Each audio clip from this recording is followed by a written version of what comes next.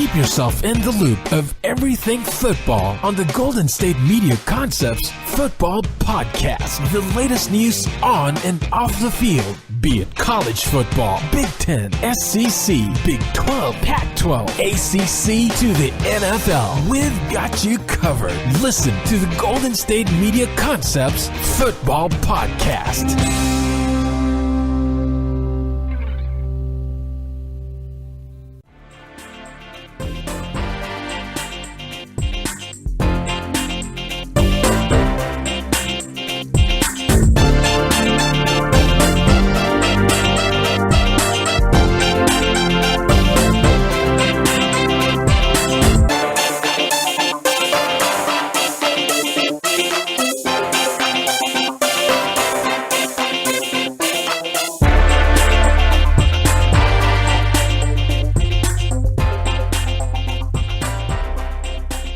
Hello, everybody, and welcome to the GSMC Football Podcast, brought to you by the GSMC Podcast Network. I am your host, Jeff Malinoff, and with me is Mark Souza. I was trying to make a funny pun. Sounded like you were going to call me a bad name. I was going to say, like, the Michael Jordan, or Scottie Pippen to my Michael Jordan, the Shannon Sharp to my John Elway, something good player to a great player. You're the good player. I'm the great player. Oh. The Roger Craig to my Joe Montana. I give you Mark Souza. What's up? I'm the underrated player on the team. Yes, exactly. If it wasn't for me, though, you wouldn't have any rings, you know? I don't have any rings right now. Like, Jordan never won a ring without Pippen. He never did. Yeah, but touche, but he also had like Horace Grant and Dennis Rodman and of course Steve Kerr. Anyways, we're getting off topic. Welcome. We have a lot to talk about in the world of football. I almost said sports, but football. That's our other podcast. Yay, sports. Sports is our other podcast you should check out. But anyways, looking into this week in this day in football, we have the Thursday night football matchup between Aaron Rodgers and Russell Wilson, also known as the Packers versus the Seahawks. But should it be the Green Bay Aaron Rodgers versus the Seattle Wilsons? No. No? I like their normal names. Okay. Anyways, moving on. We're going to talk about that. We're going to talk about Le'Veon Bell's team and how they reacted to him not checking in and being out for the season. And they kind of had some fun with him, let's say. We'll get more on that later. And other news and quirks about football, we'll get right on that. But first things first, Thursday night football, Seahawks and Packers. This looks to be a pretty even game on paper. Both teams are averaging around the same amount of points and allowing the same amount of points, too. And yardage-wise, they're the same also. If I'm just looking at the stats right here, it's unbelievably even, to be honest with you. Yeah. And this is one of the most closely even matchups you can find. Both teams have roughly the same record, minus one tie for the Packers. But right. When you're looking at like points per game, they're both averaging 24 points a game. Just decibels are different. 24.8 Packers to 24.3 in the Seattle Seahawks. Points allowed per game are 24 to 21. And then you're looking at passing yards allowed per game, 249 to 244, and rushing yards allowed, 120 to 118. So on paper, this is a very close matchup. Big time. It should be a highly contested game. We have what looks to be two very evenly matched teams in terms of how good they've been playing on both sides of the football. I like this matchup, though, because I think we can both agree on this. I think this is an elimination game in the NFC. With how strong the conference is, with how many teams are in the mix, I don't think that the Seahawks could go 4-6 and make the playoffs, and I don't think the Packers could go 4-5-1 and make the playoffs. So, would you agree with me on that this is a quote-unquote elimination game? It's definitely put the losing team into a serious even the winning team would have to probably win out. Or I don't see either of these teams make it the playoffs, to be honest with you. Yeah, I mean, I could definitely see that, but the winner at least I think has a breathing chance, where the loser, they can pretty much just start planning their vacation. Yeah, but I still, like I said, do not see either of these teams making the playoffs. They're both in pretty tough divisions, especially the Seahawks in the NFC West. and they're in the NFC is tough, where a wild card team's going to have maybe 10, 11 wins. Yeah. And I don't see either of these teams having 10, 11 wins by the end of the season, because then they'll have to go on runs where they don't lose a game for like 6 out of the 7 weeks. The Packers come into this game, it looks like, with a little bit more injury concern. KJ Wright is doubtful for Seattle. I think he is the one concerning player that may or may not play. But for Green Bay, Blake Martinez is questionable. Cornerback Kevin King is out. Nick Perry, linebacker, is out. Rashad Breeland, another cornerback, is questionable. So the Packers might be without a couple more starters or key players than Seattle in this game as they travel on the road and face Seattle. Yes, and Seattle has the home field advantage, and they've known for having a great home field fan base and the 12th man and all that stuff. Not as keen as it used to be, but regardless, I think that Seattle has the advantage here being the home team. But I still see the Packers taking this, to be honest with you. You know, Seattle's only played 3 games at home this year, which is... That seems, and it's been 10 9. weeks. Mm-hmm. Yeah, so this will be... Which means that the second part of their season is set up for them to have a lot of home games. You know, they could make a run, Jeff. I know that you talked about you don't see either one, but Seattle does play many home games the rest of the way. I mean, they have, including tonight, they have 5 home games left of their 7 remaining games. Now, they play the 49ers twice, the Cardinals once. Their schedule is going to open up a little bit. So I think, obviously, it'll be an uphill climb for either one of these teams, despite what happens tonight. But you got to think that the Packers, they may not have a chance even if they win this game, just for the fact that they have to play Minnesota again. They got to play the Bears. That division's tougher than what Seattle has to go through. And Green Bay hasn't won a single road game this year. They're 0-4. So are you first time for everything? Are you concerned with that stat as they travel to, like you said, to play one of the toughest away games that you can play, maybe the toughest home environment that the Seattle Seahawks have in the NFL? I mean, not too many teams can say that they have a better home crowd, a better home environment than the Seahawks do. So, Kansas City is probably beg to differ. Right, Kansas City, Seattle, and then I'm just trying to think of any teams. Those are probably the two that you can say, like, off the top of your head. That seriously put a damper when it comes to home field advantage. Absolutely. Yeah, they can kind of stake that claim, right? So, but I'm still giving it to the Packers just because I think Aaron Rodgers is going to go over Russell Wilson. I think it's going to go down to the quarterbacks, and I think Aaron Rodgers will outduel Russell Wilson. You know what's funny is that when you look at this game, you automatically go to the quarterbacks. You automatically think Aaron Rodgers. You automatically think Russell Wilson. But I think we need to kind of take a look at the running games. Seattle has ran the football so much this year. They've kind of changed their offense to a running team. They're one of the few teams that actually run the ball more than they pass the football. And the Packers, yes, they will always be a pass-first team with Aaron Rodgers, but we have seen the emergence of Aaron Jones here in the last couple weeks. Do you think that he'll be a factor tonight against Seattle? He's definitely a factor. I mean, he's been good on the receiving end of the ball as well as rushing the ball. And overall, you got to look at the fact of the matter is the Seahawks have been letting a lot of things go. A lot of things, easy plays happen. If you haven't seen them play, there are some things where they honestly beat themselves in some games. Mm-hmm. And it goes right to their defense. So I think, and same with the Packers. Both their defenses are sloppy at best. And I hate to say that. Yeah. I mean, Seattle, I thought their defense played pretty well against the Rams. I know they lost both games, and the Rams still scored points, but they gave them a chance to win. I think Seattle's defense, though, has been actually pleasantly surprisingly good. They lose pretty much every single player in the Legion of Boom, but their pass defense has been relatively strong. So I know what you're saying, but at the end of the day, with that running game and with that defense, they may hold the edge tonight.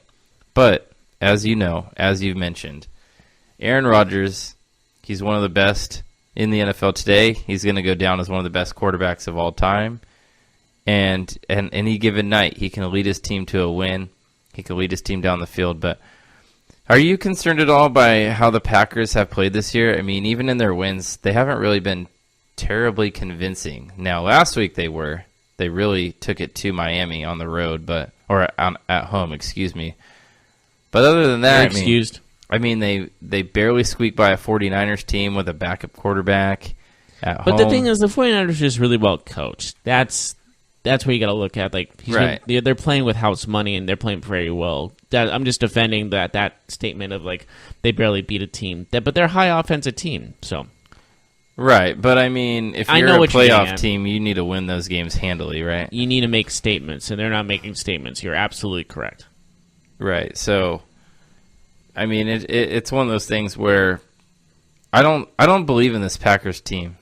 I just don't. Do you believe in love after love?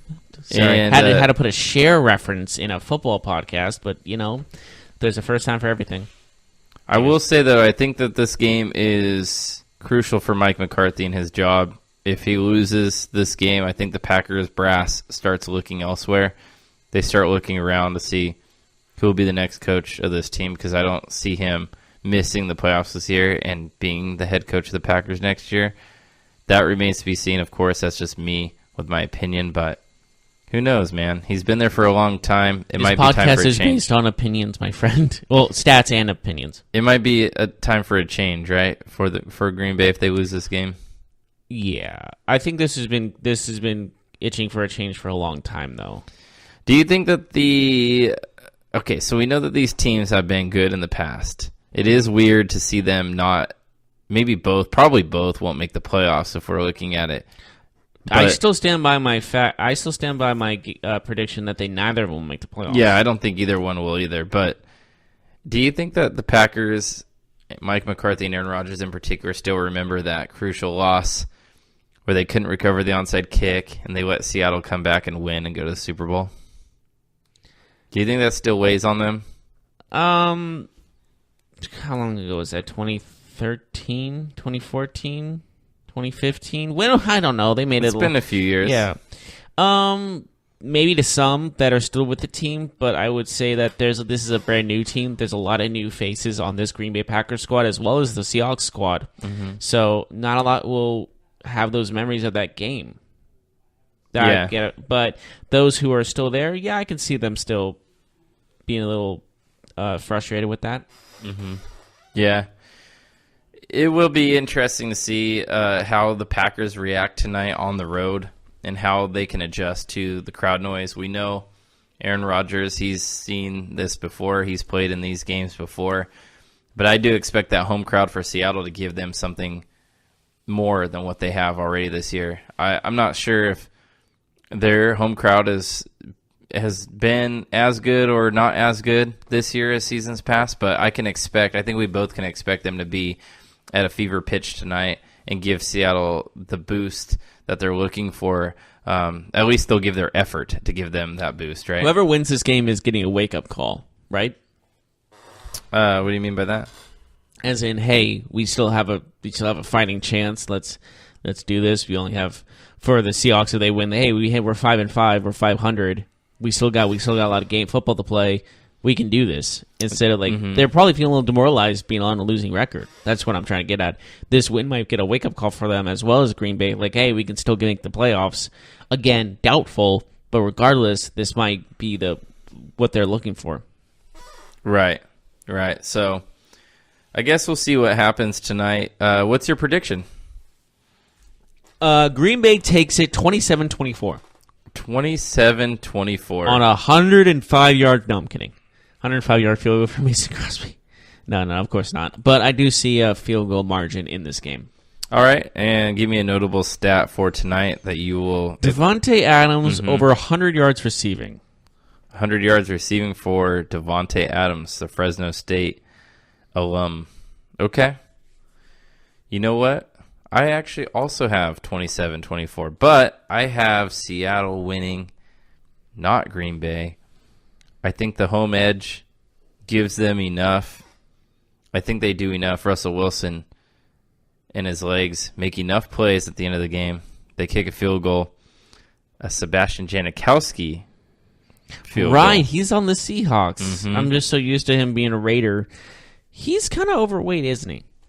Yeah, he has been for most of his career. But like he's like exceptionally this time. It's like more noticeable in a Seahawks uniform than it was with the Raiders uniform. Am I crazy? Maybe it's the white and the blue that makes it black stand is out. slimming, so he might have been slimming in that, and now in the blue, in the neon green, in the gray, he doesn't seem very slim. Yeah. So 27-24, I have Seattle. I think that Aaron Rodgers. So do you know that Aaron Rodgers only has one interception this year? I do know that. Well, I think Seattle intercepts him twice tonight. So he's basically tripling his Total. by end game. Yeah, I think Seattle, they get a couple picks, maybe one clean one off a deflection that's not Aaron Rodgers' fault, something like that. You know, weird things happen for away teams when they play in Seattle. I don't know if it's the crowd noise affecting the flight of the football or what, but some crazy stuff seems to happen when Seattle's playing home. Do you know, though, Seattle's only 1-2 at home, but you know, that does include losses to the Chargers and the Rams, so it's not like And also, remember when this game happened on Monday night with the replacement refs? Oh, the Fail Mary. The Fail Mary. The Golden Tate touchdown? Yeah, I have stood by saying that this team, the Seahawks in their run was they had some of the luckiest breaks I've ever seen. And that was clearly one of them. I mean, by the letter of the law, though, they called that correct, right? No, they didn't. What are you talking about? That was an because it was interception. simultaneous possession. No, it wasn't. Well, both players had the ball. No, watch that again. I'm just Green saying. Bay Packer had the ball the whole time. I'm just saying that the NFL. No, that was dead wrong. No, I'm sorry. You're totally wrong on this. Tate barely didn't even have the ball in his hand. No. I'm not saying it was an interception. I'm saying I'm pretty sure the NFL made the statement that the referees got it right because it was simultaneous possession. I agree that it should have been an interception. I'm not disagreeing with that at all. I'm just saying that. But the thing was, it was not a simultaneous catch. One guy clearly had it over the other, and Tate clearly it's just one of those things where Tate clearly pushed off one guy. Well, it's one of those things where it's an argument of, does simultaneous mean that both players actually grab the football at the same exact time, or when they both go to the floor, do they both have a piece of the ball at the same exact time? Because there is that kind of difference. But Tate never right? had a piece of the ball. That's what I'm trying to get at. He had his hand on the ball. He just wouldn't. Well, yeah, he caught it with one hand in another guy's arms, and he just overpowered him. That's how that worked. No, I'm saying that science. He had his hand on the football, and that's how they say the rule is. It's a stupid rule. Right. I'm not agreeing that the rule is good or is good. I think the rule is dumb. I'm just saying that I think by the letter of the rule. And the replacement refs were pretty inept. I don't know how hard. I understand like getting trained for an NFL referee is kind of a difficult thing because you need to learn all the rules and stuff. But there are some things where, like, are you kidding me? Mm-hmm. Yeah. Like, it's not that hard. It's not that hard. Like, I understand it's difficult, but it's not like impossible. It's not. You can't be that stubborn. You can't be that oblivious. It was very controversial to say the least, but you know what's not controversial, Jeff? What's not controversial? A practical gift for the holidays for your loved ones. You know, shopping for the men in your life is always tough. For me, you know, uncles, my father, siblings, it's always hard to shop for them. I'm always asking, hey, what do I get Dad? What do I get Uncle Jim? You know, things like that. What do I get them for Christmas? Well, you know how guys, we like practical gifts. Am I right on that? Absolutely. Yeah. And guys, we have to shave all the time, right? We always have to clean up, especially for the holidays. Don't get me started. Yeah. Well, guess what? I have a product for you that can solve these woes. A practical gift at a super reasonable price. Every guy needs to shave. We got to clean up. We got to look our best, especially for those holidays. So I have a 100% quality guarantee on this product with Harry's. Now, let me tell you something. As a special offer for fans of the GSMC Football Podcast, we've partnered with Harry's to give you $5 off any shave set, including our limited edition holiday sets, when you go to harrys.com/GSMC Football. Plus, you'll get free shipping. This offer is for new and returning customers. and is only available for the holidays. Each Harry's shaving set comes with an ergonomic weighted handle with an option to engrave, German-engineered 5-blade cartridges that provide a close, comfortable shave, foaming shave gel for a rich lather, a travel cover to protect your blades, and it comes in a handsome holiday gift box, and they look great. Maybe you just want something for yourself. You can redeem a Harry's trial offer to experience the quality of shave before committing. Get your holiday shopping done early, folks. Free shipping ends on December 12th, so act now. Go to harrys.com/GSMC football and get $5 off a shave set while supplies last. And these are going fast, folks. That's harrys.com/GSMC football.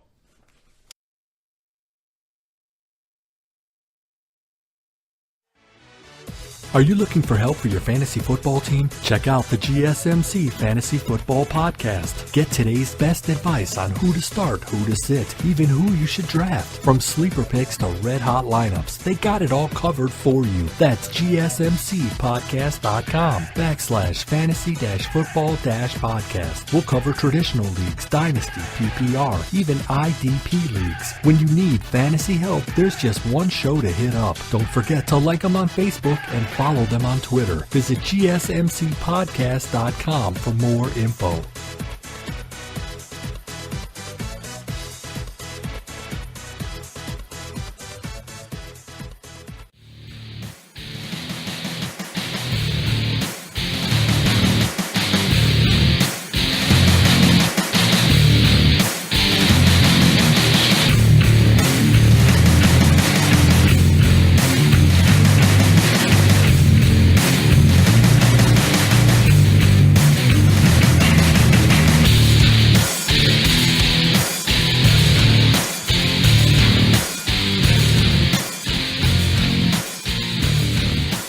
Welcome back to the GSMC Football Podcast. We just finished discussing the Thursday Night Football matchup that's happening between the Seahawks and the Packers.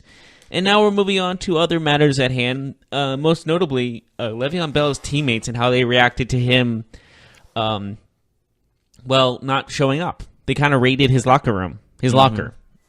Yeah, I saw that. I saw that article. I saw one player, I'm not sure who it was, but he was having fun with his cleats, saying like, hey, thanks for the Jordan cleats. I'll be using these. I don't know if he actually took them or not. I don't know if that's confirmed or not, but if he did, that's ballsy. Yeah, so what do you make of this whole situation with his teammates and having a little bit of fun in the locker room there? I'm a little ticked if I'm one of his teammates, just because like it's very selfish. It's of course it's a thing. He's caring about himself more than anything else. But it's like sometimes you got to put your teammates before yourself. That's like the old saying. Like it's a team game. It's not me. It's we. Mm-hmm. There's no I in team. All that stuff. And I think players took exception to him not coming back. Yeah, it was Bud Dupree. That's who the linebacker was. He took 2 pairs of Jordan cleats and said, appreciate the cleats, my guy. I wish you success, my guy. So he did take them. It's confirmed he took them? I mean, I don't know if he actually did, but he did on camera, right? Like he grabbed him and held him up and everything. I'm pretty sure that was on Instagram, that video. Mm-hmm. They removed his nameplate, though, from his locker. So I'm not sure. I'm sure the team is just happy to kind of move past this. I mean, regardless of their feelings on if they think he made the right move or not, I think the team is just tired of answering those questions and, have that cloud surrounding them. You know what I mean? Mm-hmm. I mean, that's all they've been talked about. Like, nobody's even really talking about how good their season has been. They're really just talking about when will Le'Veon show up. Well, now they don't have to discuss that anymore because it's official. Yeah, and he's obviously, maybe not obvious, but my opinion, he's never wearing another Steelers uniform again. He's never playing for the Steelers again. I think this is it. That he's done now for them, at least for them. Mm-hmm. And I don't see much coming from this on his side. I don't think he's going to react to it. Maybe he does. I don't know.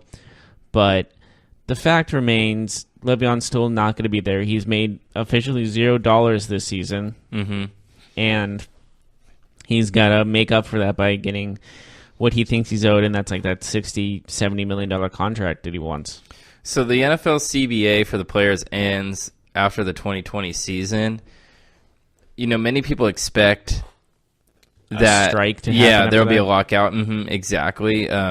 Richard Sherman is actually the leader of the players. He's pretty confident that's what's going to happen. Yeah. Now, do you expect with this fiasco with the franchise tag, do you think that will be a bargaining thing that the players will look to have removed? A franchise tag? Yeah, because it doesn't give the security of a long-term contract and it allows any team to use it. So do you think that when they get to the table, when we see both sides get to the table and ask for things and give concessions, that the players, this might be one of the things that the players will say, hey, we got to get rid of this rule? I could totally see that happening. Or maybe a reduction of the rule. Because right now you can franchise somebody technically 3 times, but maybe they say, hey, we're not getting completely rid of the tag, but only 1 time. You can use it 1 time. You can't kind of... They will try, in my opinion, they will try to get rid of it entirely, just abolish it. But they will probably settle on 1 or something. Yeah, 1 or half a... I don't know. I'm just thinking about other things. But I don't know, just at least franchise tag, but increase the money at least or something like that, or make it a little more expensive to do. You make a good point. The money is already kind of high because you have to get paid the average of the but I think top 5. I think it's if you raise it, then they won't do it as often as they do it. You know what I mean? Right. It's one of those things where they'll ask for a lot and probably settle somewhere in the middle, right? So I think that will be a big conversation. It'll be a big talking point when they sit down. I do expect a lockout though. I think everyone is. I think it's almost inevitable. It's happening. Just accept the fact that it's happening. Last time that they rewrote the CBA, if you remember, they used to spend so much money on the first round draft picks, and then they reduced that. That was one of the big things that came of the last CBA was how first round picks. Remember Sam Bradford? Wasn't he given $50 million guaranteed or something like that? And now that's I have to look this up because I think that's the most absurd thing. Yeah, Sam Bradford. I want to say he was the last one. There may have been others that got such a huge contract, but now they don't have that anymore. Now first round picks are paid a lot more reasonably.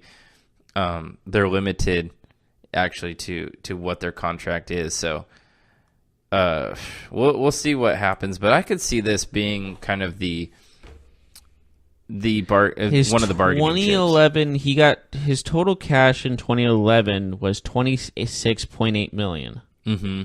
His first year was 3.2. I'm not sure what guaranteed is looking like, but his most he got in one season was $26 million, which is still a lot for your only second year in the league. Mm-hmm. Yeah, so we'll see. Oh, okay. So he signed a 6-year. I'm looking at it here. Bradford had a 6-year, $78 million deal.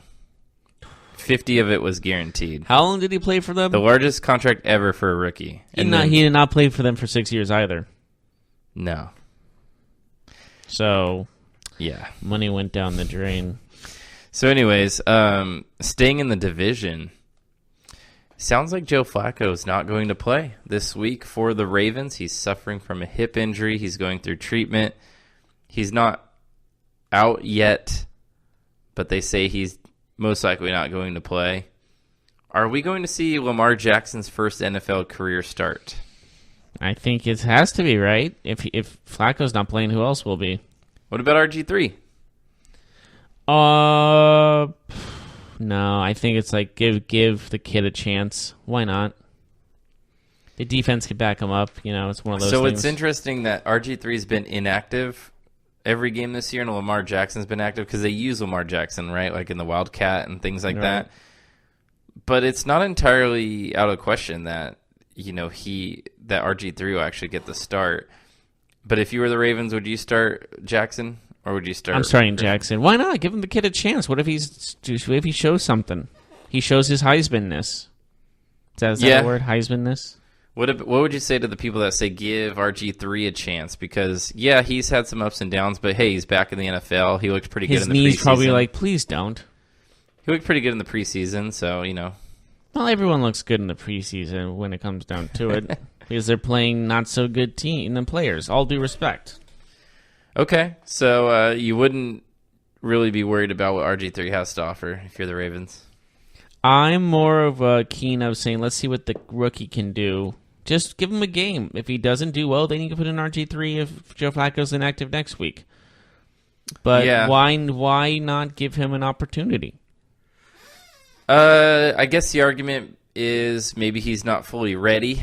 He has never been an accurate quarterback, so maybe he needs a little bit more seasoning.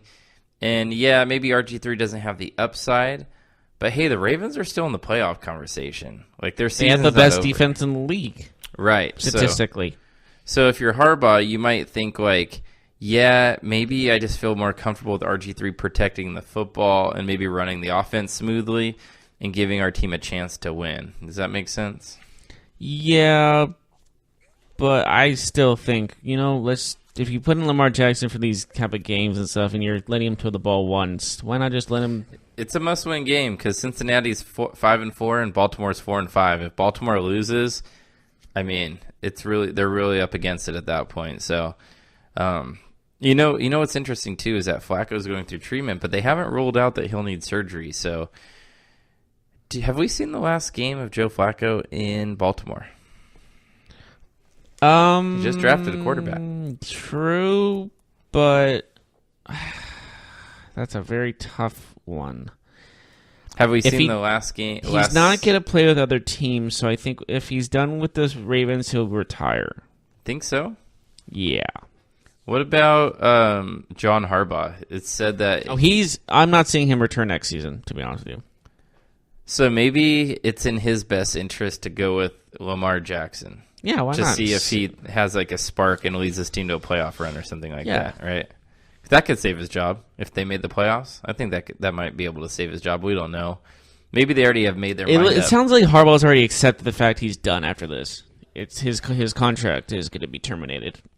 Yeah, they may have already made up their mind. You're absolutely right. That could already be the case. So I guess we'll see where they go from here. But interesting times in the AFC North. Yes. And you know what else is interesting in these times? The holiday season. Oh, yeah. Yes, and I know getting gifts, you said before, getting gifts for your loved ones is hard, especially with the men in your life. Harry's shave set, on the other hand, might be that perfect gift for the men in your life. Harry's makes a long-lasting quality product at a super reasonable price. German engineer blades for as low as $2 each. As a special offer for fans of this show, the GSMC's Football Podcast, we partner with Harry's to give you $5 off any shave set, including our limited edition holiday sets. I just got one of my own holiday sets recently, and I tried it out. It works great. It's really sharp blades, smooth. I got nice smooth skin. I love feeling my skin. It's nice and smooth now. I like it a lot. But when you go to harrys.com/GSMC football, you'll get free shipping also. This offer is for new and returning customers and is only available for the holidays. Each Harry's shave set comes with an ergonomic weighted handle with an option to engrave, German-engineered 5-blade cartridges that provide a close, comfortable shave, I can attest to that, foaming shave gel for a rich lather, a travel cover to protect your blades, and a handsome holiday gift box. And it is very nice, so you could wrap it perfectly and give it right to your loved one. Or you just want something for yourself? Redeem a Harry's trial offer to experience the quality of shave before committing. Get your holiday shopping done early. Free shipping ends on December 12th, so act now. Go to harrys.com/GSMC football to get a $5 off a shave set while supplies last. That's harrys.com/GSMC football.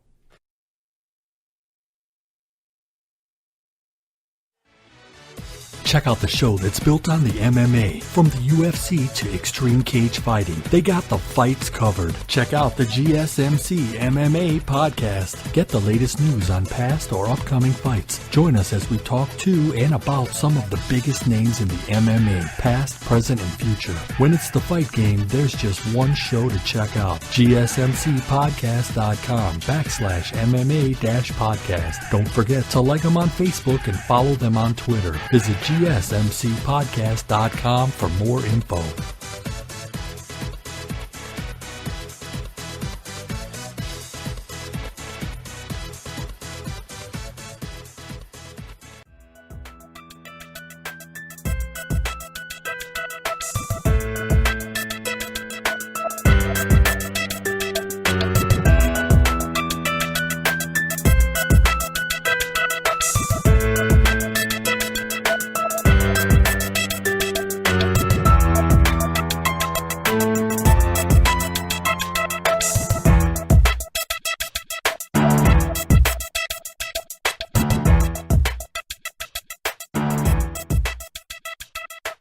And welcome back to the GSMC Football Podcast. We just finished talking about Le'Veon Bell's situation, aftermath of him not returning to the team, as well as...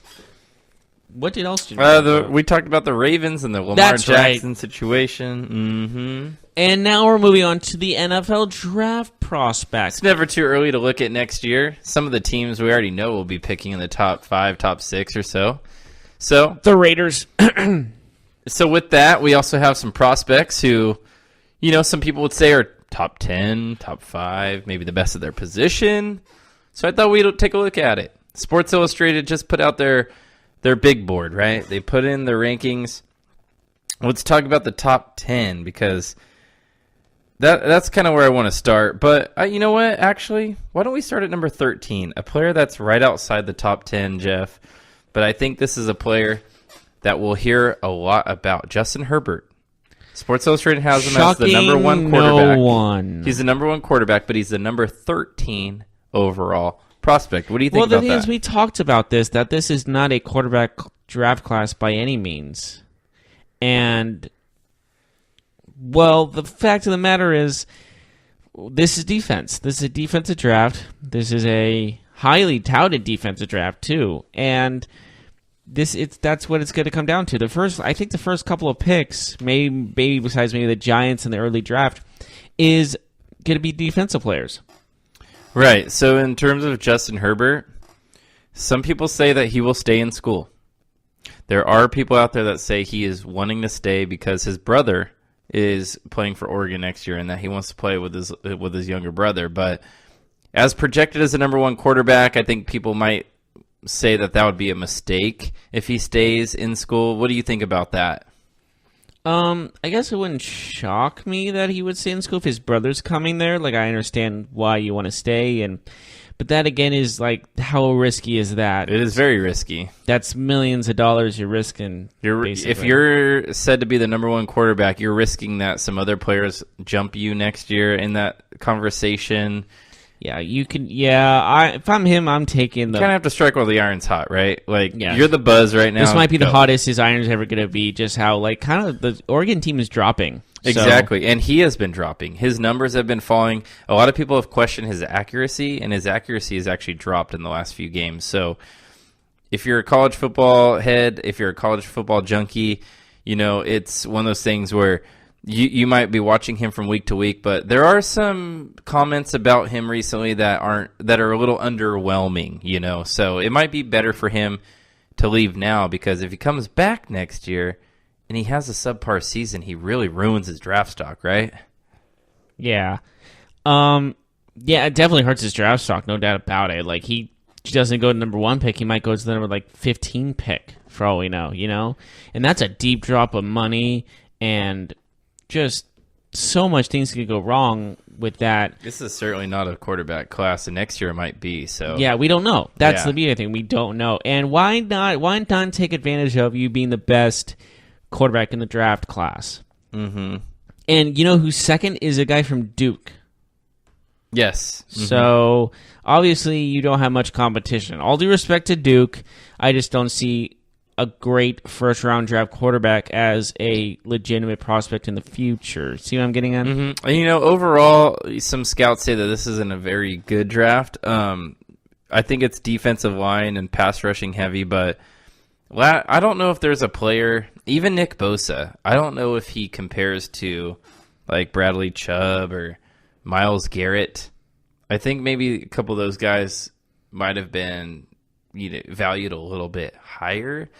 But Nick Bosa is regarded as the number 1 prospect. He's the number 1 on the Sports Illustrated big board. What do you think about that? Not shocking. And we know he's coming out. I mean, he already said, I'm going to the NFL. Yeah, he's been a great player and top 5 pick, no question about it in my mind. Mm-hmm. Hell, I could put him at top 3. Yeah, I mean, he's kind of the consensus. Right now, everybody's talking about the Bosa Bowl, right? Like, you're tanking for Bosa, right? So yeah. He's going to be the buzz. If the Giants get the number 1 pick, which is probably impossible, that's probably for Herbert to go number 1. I don't see him going to the Giants, but I do see him going number 1 if it's like the Raiders or the 49ers or the Cardinals or whoever is doing bad right now. Yeah. Okay. Yeah, I kind of see that too. I would assume that I'm not going to say that Bosa will go number 1 because he's not a quarterback. So there's always an opportunity for, a team to draft a quarterback number 1, whether it's the team that's currently in the number 1 position or a team looking to move up. It's not impossible that the Raiders trade down. I mean, it really isn't. Like, if you think about it, the Raiders could possibly trade down and get more first-round picks. That would be something to see. Sports Illustrated has Quinnen Williams, defensive lineman for Alabama, as the number 2 prospect. He wasn't even a starter. Alabama, the high prospect? No. He wasn't even a starter last year, and now he has a shot to be one of the top 5, top 10 players picked in the draft. He's higher on the Sports Illustrated list than Ed Oliver, which might be a surprise because I've seen Ed Oliver's name as the number 2.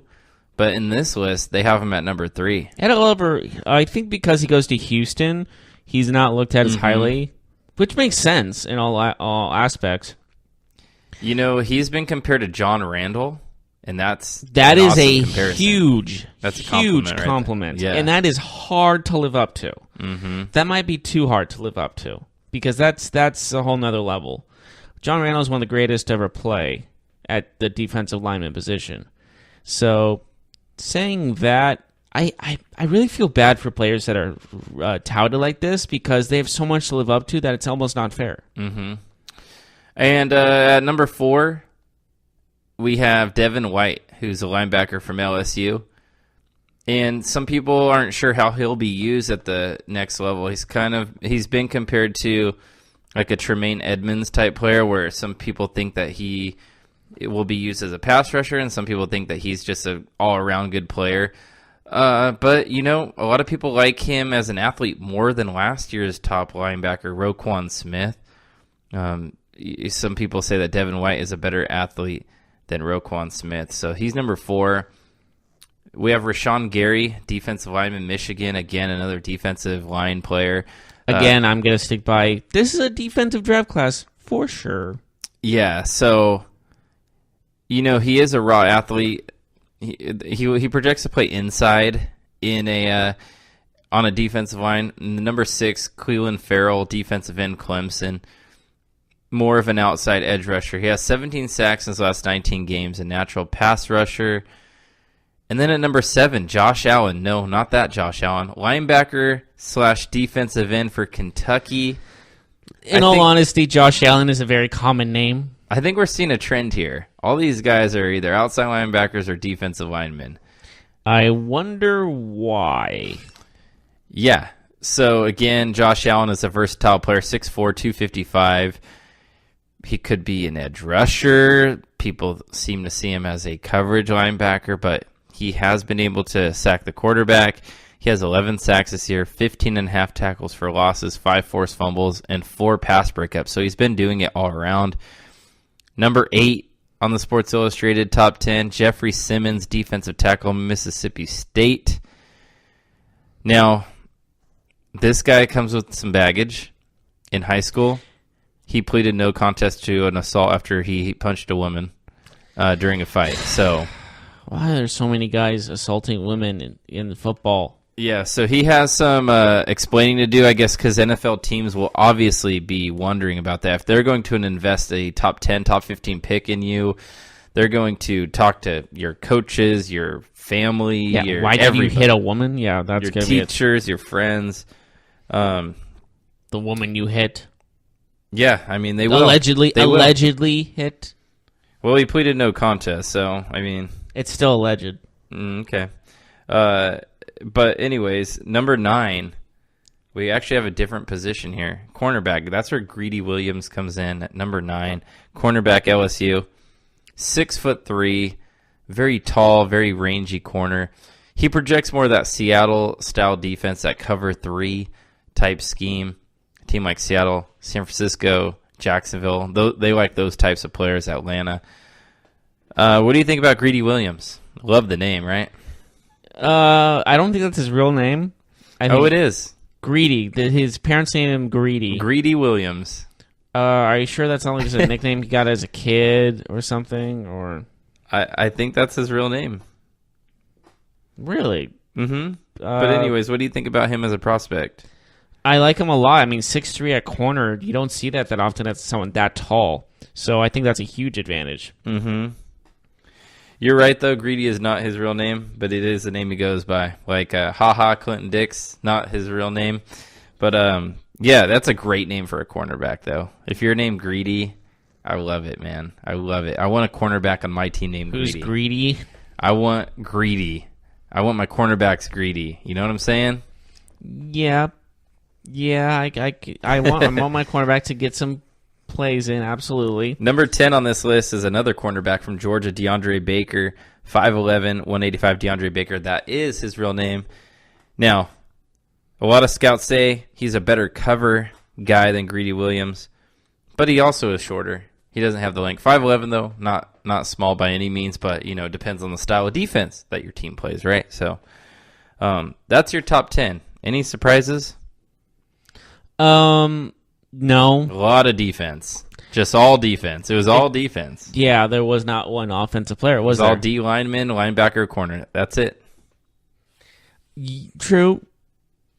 And there's a reason to say that this is a defensive draft. So my verdict was true. Yeah. I mean, what was your verdict? This was a defensive draft class. Yeah, I mean that's what people say. That's what they've been saying. In the top, this just proves the point that this is defense. In fact, in the top 20, only one offensive player, and that's Justin Herbert. So again, more defenders, defensive tackles, safeties, linebackers, corners. Yeah, so if you're the New York Giants, you might have your pick at quarterback no matter where you land. At number 29. Yeah, I mean, we'll see. This is a very... I mean, they're not going to be number 29. I'm just saying they could trade down to that number. This is a very odd draft, though, coming up. I think we're going to see a lot of experts get the picks wrong because there's so much variety. I mean, like, okay, let's say your team's on the clock and you need a defensive lineman. You got like 5 to choose from, it seems like. So we'll kind of see how that plays out. But we are going to take a short break. We need to take a break, actually. Yes, sir. When we get back, we'll talk about any other nips and quirks and little notes about the football world, and we'll get on that when we return.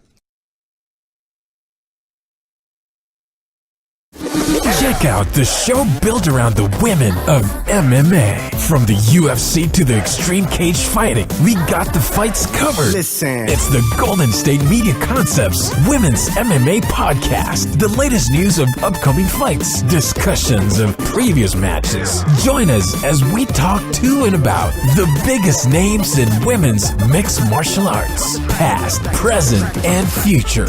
When it's the women's fight game, you know where to listen to. The Golden State Media Concepts Women's MMA Podcast.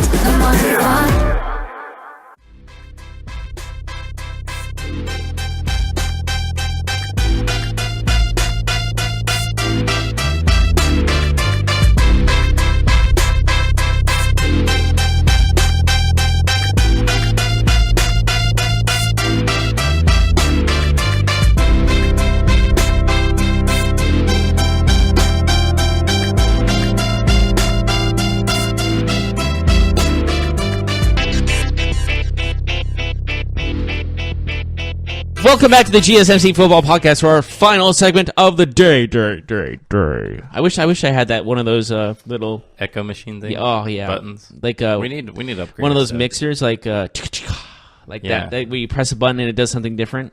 And we need like the like like ever heard like of those guys that go like KOBR 290 FM or something like that. Mm-hmm. I want one of those for us. GSMC Football Podcast. Awesome, because we don't have a radio show station. Anyways, one of the main stories that we're going to talk about of the corpse and quips and whatevers is Nathan Peterman has cleared waivers. He's officially a free agent, and he's the hottest on the market at the moment. Oh, man. I thought somebody would for sure claim him from waivers, right? No.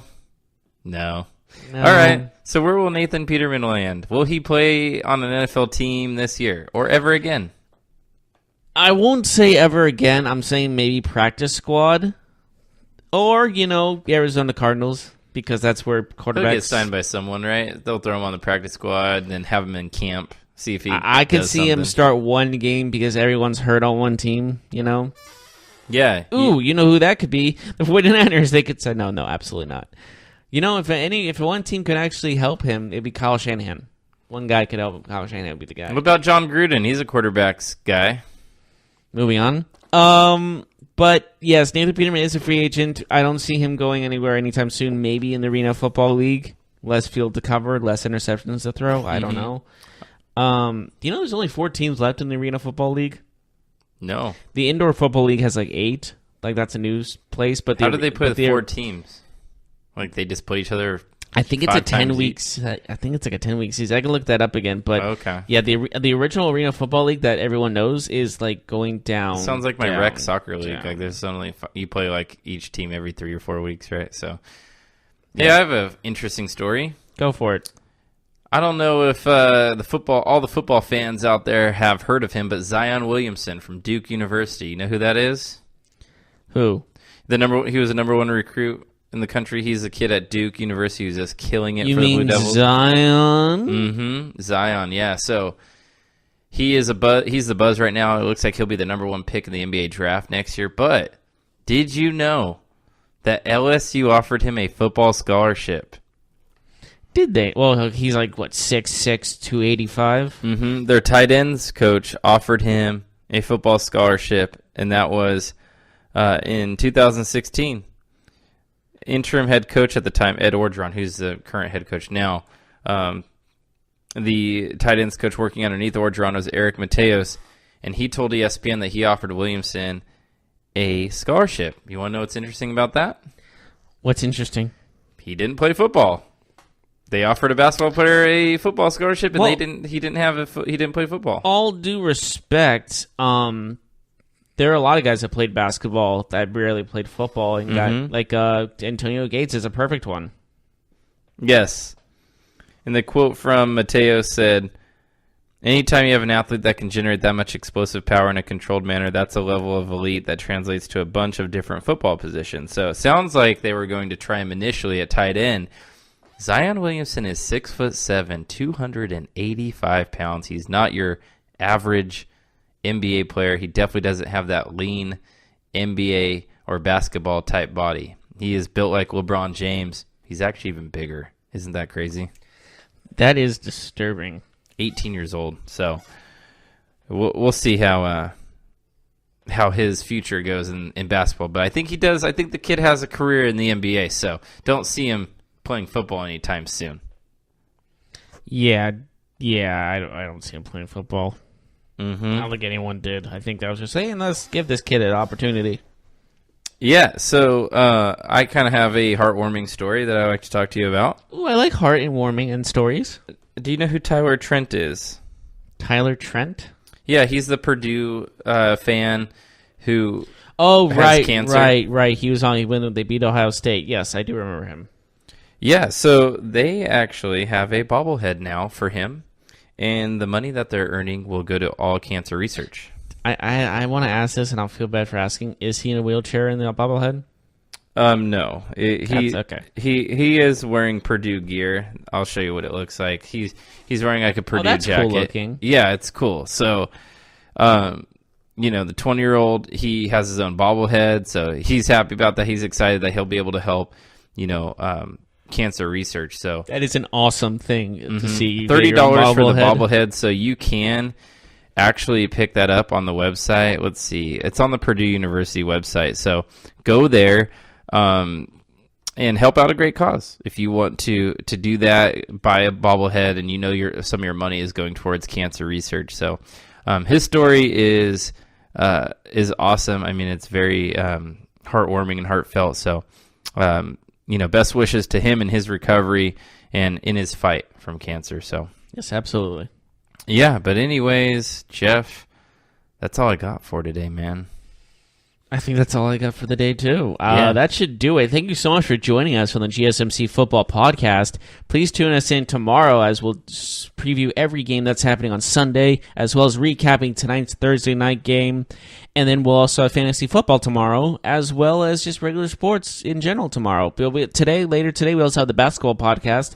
So please tune in for that, and we will see you next time. Yep.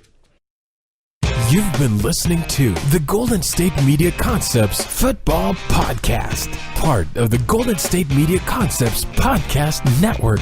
You can find this show and others like it at www.gsmcpodcast.com. Download our podcast on iTunes, Stitcher, SoundCloud, and Google Play. Just type in GSMC to find all the shows from the Golden State Media Concepts Podcast Network. From movies to music, from sports to entertainment, and even weird news. You can also follow us on Twitter and on Facebook. Thank you, and we hope you have enjoyed today's program.